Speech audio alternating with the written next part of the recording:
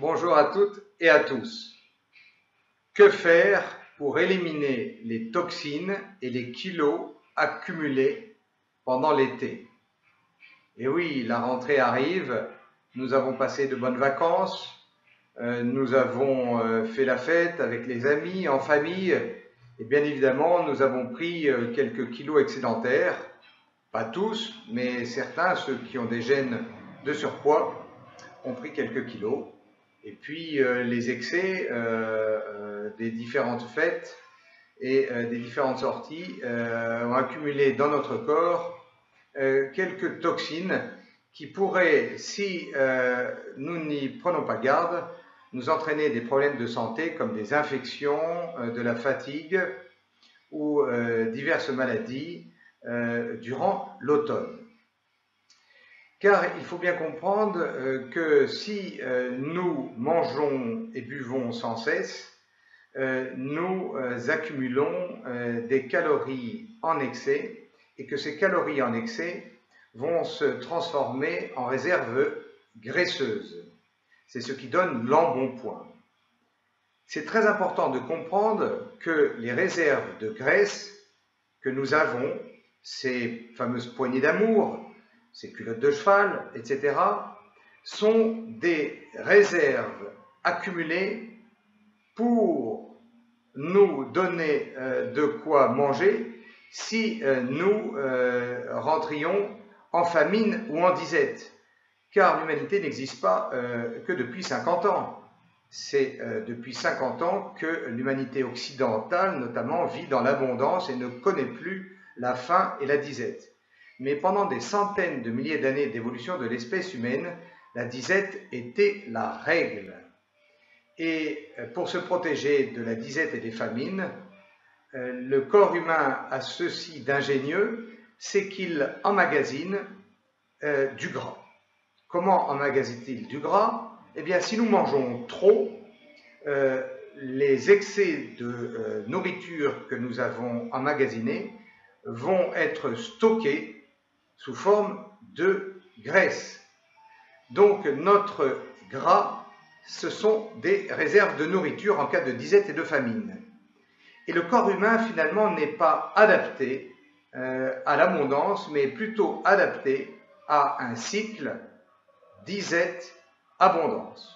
Quand on est dans l'abondance, qu'on a trouvé du gibier, eh bien nous mangeons et nous accumulons ces réserves sous forme de gras. Et quand la disette ou la famine survient, eh bien notre corps sait utiliser ce gras pour fabriquer le carburant de l'organisme qui est le glucose ou les corps cétoniques. Ce n'est pas plus compliqué que cela. Donc revenons à nos moutons, à nos vacances. Nous avons bien bu, nous avons fait la fête, nous avons accumulé pour certains ou certaines des poignées d'amour, culottes de cheval, des réserves graisseuses, nous nous sentons fatigués, un peu lourds. Comment faire, docteur, pour éliminer facilement ces toxines et ces réserves graisseuses et ces bourrelets accumulés pendant l'été? Eh bien, premièrement, il faut d'abord drainer. Mais qu'est-ce que c'est le drainage, docteur? Eh bien, le drainage, c'est le ménage du corps. Vous faites bien le ménage chez vous, sinon votre maison serait sale, votre appartement serait sale. Eh bien, le drainage, c'est le ménage de votre corps.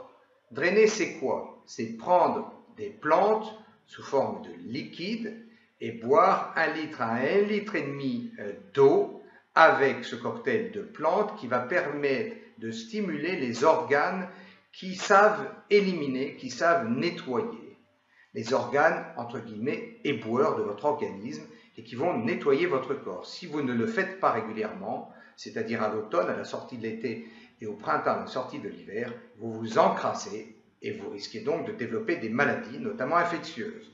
Car les bactéries sont de fantastiques éboueurs qui nous permettent d'éliminer les toxines accumulées si nous n'avons pas fait de drainage préalable.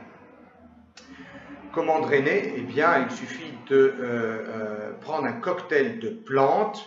Vous pourrez voir sur mon site si cela vous intéresse ou demander à votre pharmacien préféré un cocktail de plantes que vous mélangez dans 1 litre à 1,5 litre d'eau et vous buvez ce litre et demi d'eau dans la journée jusque vers 17 h parce qu'ensuite vous risquez d'uriner trop la nuit. Et vous allez voir, vous allez uriner.